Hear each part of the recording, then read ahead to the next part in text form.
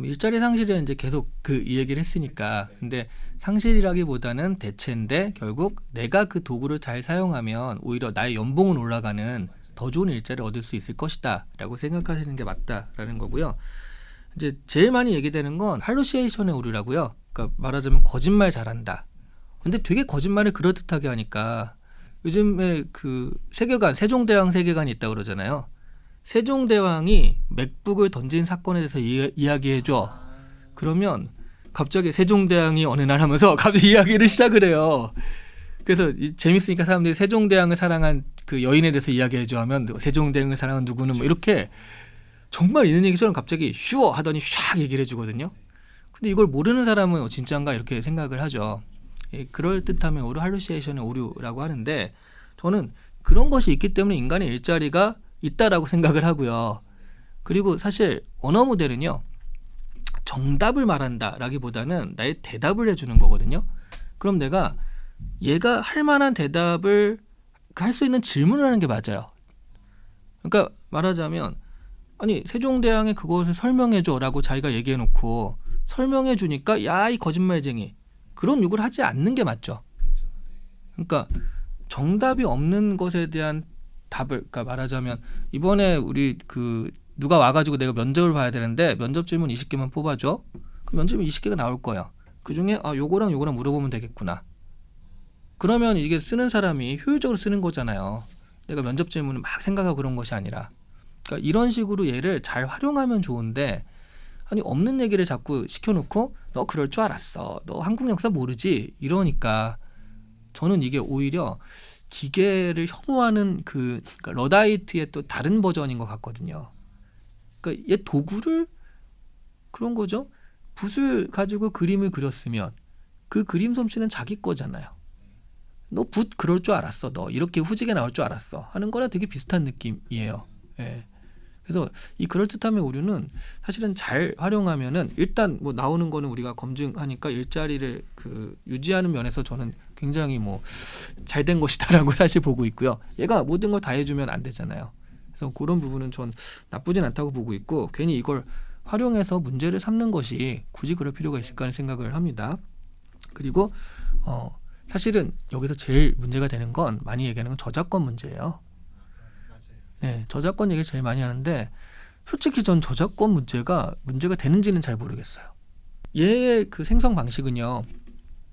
그림으로 치면 사자 그림을 만들어줘 그러면 이쪽 사자의 귀, 이쪽 사자의 코, 이쪽 사자의 눈 이렇게 따가지고 만드는 거거든요.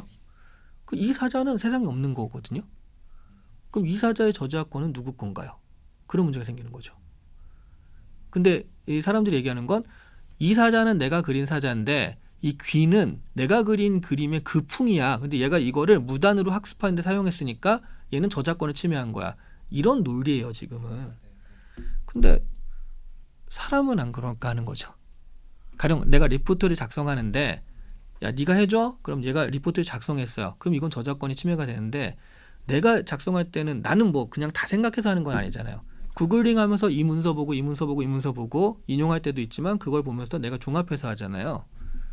그 사람이 그렇게 하면 저작권 문제가 없고 얘가 그러면 저작권 문제가 있고 사실은 그렇진 않거든요. 기계에 대한 약간의 편견과 차별 이런 것들이 좀 들어가 있는 거라고 생각을 하는데 근데 이런 건 감정적인 문제고요. 현실적으로 들어가면 그 자소서 때문에 어떤 기사가 자소서를 이렇게 했을 때 얘가 법적으로 문제가 될까 안 될까를 이제 로펌이랑 다 자문을 해가지고 이렇게 정리한 게 있어요. 챗GPT로 자소서를 써가지고 냈을 때 결론이 뭐냐면 그대로 내지 않고 조금만 바꾸고 어미만 바꿔도 얘는 첨삭이기 때문에 아무런 문제가 없다. 근데 만약 그대로 냈다. 그럼 저작권 문제라기보다는 이건 공무집행 방해 뭐 그런 거고 그리고 저작권 문제가 될 수는 있는데 여기서 이제 따온 것들이 있기 때문에 증명이 어렵다는 거죠. 어떤 문서에서 어떻게 가져왔는지 모르는 거고 그게 내 거라는 증거도 없는 거고 그래서 이게 처벌 가능성은 없다라고 나오는 거죠. 그래서 이 저작권 문제에 대해서는 지금의 법으로는 얘를 처벌할 수가 없어요. 그래서 얼마 전에도 그 네덜란드에서 그 진주 귀걸이라는 소녀 그거를 그 오마주 해가지고 그 한 3,000점인가 그런 그림 뽑기 대회가 있었대요.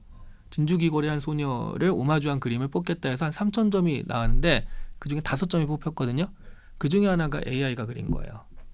그래 알고 뽑았어요. 모르고 이렇게 뽑은 게 아니라 알고 뽑았고 그거를 미술관에 전시하니까 이 미술 애호가들이 이건 모욕이다. 그러면서 이제 반발을 했는데 근데 얘가 어쨌든 전문가들은 그걸 뽑아가지고 이렇게 한다라는 건 지금으로서는 그런 게 저작권 문제가 법적으로는 없다는 얘기거든요. 네, 그래서 사실은 앞으로 어떻게 정리가 될지 모르겠으나 현재로서는 저작권 문제, 얘를 뽑았을 때 저작권 문제가 부각이 되거나 그럴 수는 없다는 거죠. 네. 이거를 문제화 삼으려면 이제부터 그런 법을 만들어야 되거든요. 근데 저는 다른 나라는 그런 거 없이 그냥 축축축 가서 얘를 발전시키는데 우리나라가 이걸 법적으로 제동을 걸어가지고 이 기술 발전을 탁 그 못하게 할 것 같지는 않거든요. 예.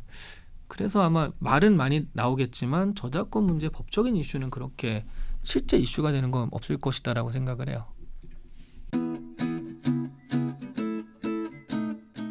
실제로 그래서 그 네이처라든가 세계 그 논문 그 과학 논문 거기서는 처음에는 좀 갈렸어요. 챗GPT는 안 돼라고 했다가 그 왜냐면 초창기에 또 챗GPT가 쓴 논문이 나왔었잖아요.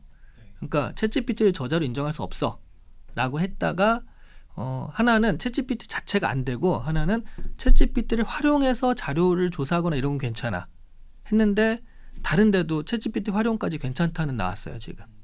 그러니까 이걸 활용해서 하는 건 괜찮은데 그런데 얘를 저자로 인정할 수는 없어. 아마 이렇게 정리가 될 건데요. 이게 무슨 얘기냐면 책을 예로 들면요. 제가 이 책을 되게 좀 빨리 썼거든요. 그래서 많은 사람들이 제일 많이 하는 질문이 그거예요. 혹시 챗GPT로 그 질문을 하는데 저도 처음에 해봤죠. 챗GPT를 쓰려고 딱 처음에 해봤는데 저보다 못 쓰더라고요. 그러니까 챗GPT의 결과는 평균 정도 됩니다. 책을 써 그러면 평균 50 정도 되고요. 그 100이라고 치면 아니면 사업 계획서를 만들어 그러면 50 정도 돼요. 근데 내가 작가면은 나는 50보단 잘 쓰는 거죠. 그 80, 90 되는 거예요. 그런데 내가 작가니까 사업가는 아니잖아요. 근데 내가 갑자기 사업할 일이 생겼다. 아니면 내 작품들을 런칭하는 뭐 비즈니스를 만들고 싶어. 그럼 사업 계획서 써야 되잖아요. 근데 그렇게 쓰니까 난 10밖에 안 되는 거죠. 이럴 때는 챗GPT를 활용하는 게 좋습니다. 50이 나오니까. 내 분야에서는 얘가 50까지 나오거든요. 근데 내가 처음부터 해가지고 50을 만들지 말고요. 챗GPT한테 얘기를 해요. 50이 나오면 나는 8, 90을 아니까 얘를 좀 더 수정하고 다듬어서 8, 90을 만들면 되죠. 그게 제가 왜 학교 얘기해서 나왔냐면 챗GPT를 활용한 자료조사라든가 이런 건 지금 가능하다라고 된 거니까 그 논문을 쓰거나 그런 일들도 기본적인 팩트에 기반한 사실들이나 이런 것들은 챗GPT를 활용해서 정리를 한 다음에 거기에 아이디어를 넣어가지고 조금 다르게 만든다거나 다른 관점에서 보는 것 이런 식으로 좀 학계가 그러니까 박사나 이런 논문이나 이런 게 좀 변해갈 수 있다라고 보거든요. 그럼 시간을 굉장히 단축시킬 수가 있겠죠. 근데 교수님들은요 항상 늦거든요. 그래서 이거를 잘하는 사람과 그렇지 않은 사람의 논문 편수 차이가 많이 나면서 말하자면 생산성 차이가 좀 벌어질 확률이 높죠. 사실 제일 놀란 것 중에 하나가 제가 이것도 머릿말이라도 챗GPT로 써볼까 해가지고 머릿말을 딱 썼는데 그러니까 너무 오피셜하게 나와요. 재미없게. 그래서 한 50밖에 정말 안 돼서 안 쓰진 않은데 제가 하다가 그럼 이 머릿말을 해밍웨이 스타일로 써줘. 썼고요. 유발 하라리 스타일로 써줘. 썼고요. 더 놀라운 건 셰익스피어 스타일로 써줘 하니까 오 그대요 이러면서 정말로 그 얘기하신 그 유명한 작가들은 문체까지 다 흉내를 냅니다. 얘가. 그래서 좀 깜짝 놀랐거든요.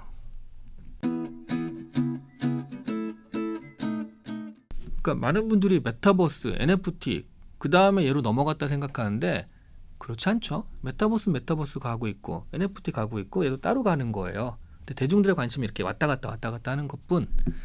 메타버스는 현재 플랫폼들이요. 그러니까 메타버스 할 때도 엄청나게 뭐 할 것 같더니 뭐 별거 없지 않냐라고 하시는데 그 메타버스 할 때는 이런 게 있었다인 거지 실제 메타버스 자체 플랫폼들은 다 2024, 2025년쯤에 나온다고 그때도 얘기가 됐었어요. 로블록스나 뭐 이렇게 들어가 보니까 이게 뭐야 제페토 별거 아니네. 그 메타버스가 유행이 팍 못 갔던 거는 얘기를 들었어요. 오, 재밌겠다고 들어가 봤는데 들어가 볼 만한 데가 없었던 거죠. 인형 옷 갈아입히기 놀이잖아요, 사실은. 그러니까 이게 뭐지? 이게 무슨 메타버스야? 내가 레디 플레이어에서 본 거랑 너무 다른데? 뭐 이런 식으로. 근데 챗GPT는 그런 프로덕트, 진짜로 이게 들어가서 했기 때문에 대중들한테 더 터진 건데, 메타버스는 그때부터 계속 어떤 로드맵상 가고 있어가지고요. 24년, 25년쯤에 플랫폼들이 많이 나와요. 그런데 메타버스의 핵심은요, 그 많은 분들이 몰입감과 그거라 생각하는데, 메타버스의 핵심은 관계거든요. 내가 들어갔을 때 내 친구랑 만나고, 근데 내 친구가 뉴욕에 살고 있고 프랑스에 사는 친구들과 만나가지고 놀고, 이런 것들의 관계예요. 얘가 그래서 통번역이 AI가 자유롭게 되는 한 2025년 이후에 빵 터진다라고 전망이 많이 되거든요. 근데 메타버스는 관계인데 들어가는데 사람이 없어요. 나밖에 없어요. 재미가 없잖아요. 들어가면 친구도 있어야 되는데. 여기에 챗GPT가 말하자면 NPC를 맡아가지고요. 혹시 프리가이란 영화 보셨어요? 그러니까 여기 NPC라고 non-플레이어 캐릭터라고 게임에서 뭐 상점 주인, 물건 팔고 뭐 이런 사람들, 그런 사람들인데 얘네가 AI로 인해서 지능을 가지는 거예요. 그러면 지금 내가 들어왔는데 나랑 대화가 되는 거예요. 얘가 튜링 테스트를 통과했다라는 얘기가 있잖아요. 그러니까 대화를 했는데 사람인지 기계인지 잘 모를 정도.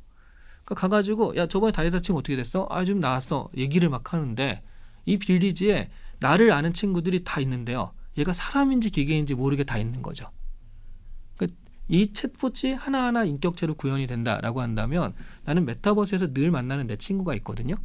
그러면 어느 순간 우리는 메타버스 그 네이티브는 아니잖아요.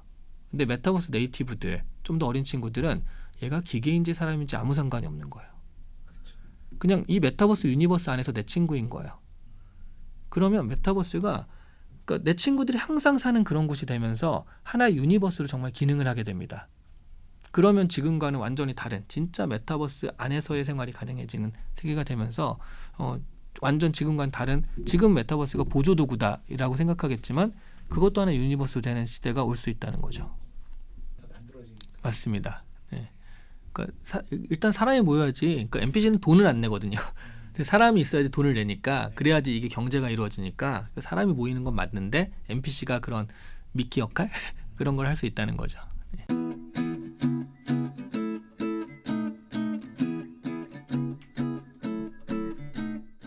당연히 이걸로 인해서 여러 가지 일들이 벌어질 수 있는데 저는 오히려 반대해서, 그러니까 이 AI 그 네이티브들과 그렇지 않은 사람들 차이가 좀 날 거라고 보거든요. 이건 다른 얘기지만 제가 여기서 AI 인디시전이라는 말을 썼잖아요.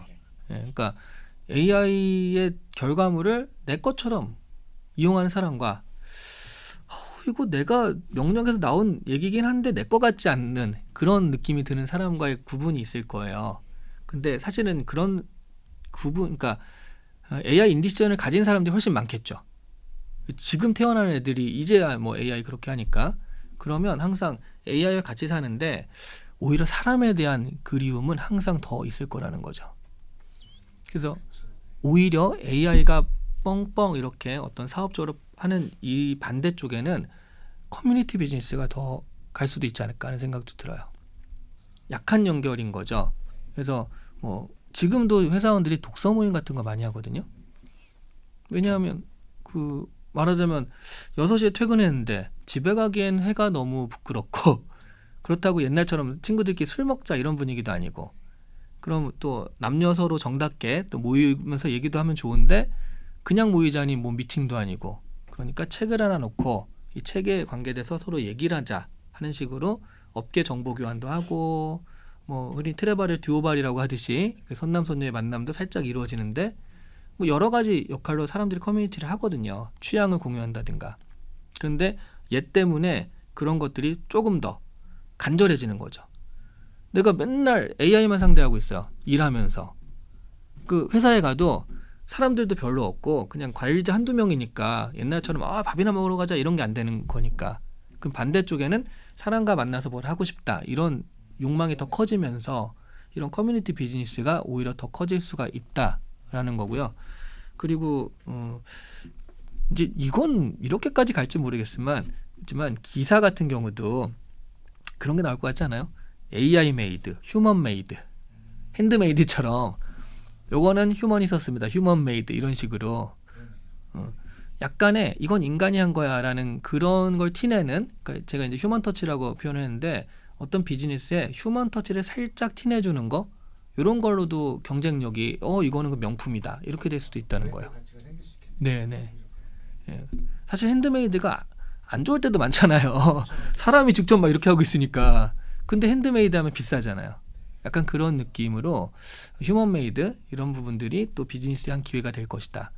다만 진짜로 휴먼이 다 이렇게 하면 인건비 때문에 안 되니까 최소한의 노력으로 휴먼의 티를 낼 수 있는 그런 게 어떤 것인가, 그런 방법들을 찾는 것이 비즈니스가 될 것이라는 거죠. 그리고 저도 이제 메타버스나 다 이렇게 봤는데 엄청난 변화가 있을 것이다는 그 아는 사람만 그런 얘기를 했어요. 그리고 그건 앞으로 2025년 가면 있을 것이다 이랬는데, 지금은 오늘도 막 오는데 전화가 오더니 어떤 친구가 저한테 형 책 봤다고, 이제 원래 아는 친구가 자기가 가서 들어가서 해봤더니 야 이거 진짜 장난 아닌데 나 뭐 해야 돼?